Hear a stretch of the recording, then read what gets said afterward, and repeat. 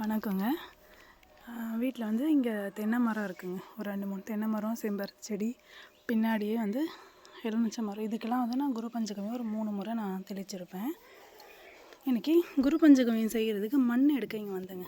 குரு பஞ்சகவியம் தெளித்த மண் எடுக்க நான் வந்தேன். மேலே இங்கே தான் எடுத்தேன். ஒரு கைப்பிடி மண் தான் எடுத்தேங்க. இதில் அவ்வளோ ஒரு மண்புழு இருக்குங்க. நான் ஷாக் ஆகிட்டு, இவ்வளோ மண்புழுலாம் நான் என் தோட்டத்தில் பார்த்ததே இல்லைங்க. பாருங்கள், தெரியுதுங்களா? இங்கே பாருங்க,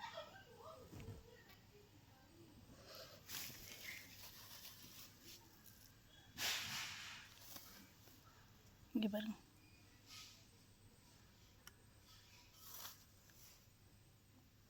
இங்கே பாருங்க. ஐயோ, ஷாக் ஆகிட்டுங்க. நிஜமாக இவ்வளோ மண்புழு நான் பார்த்ததே இல்லைங்க. என் தோட்டத்தில் எவ்வளோ வேலை பார்த்துருக்குமோ இவ்வளோ மண்புழு இல்லைங்க.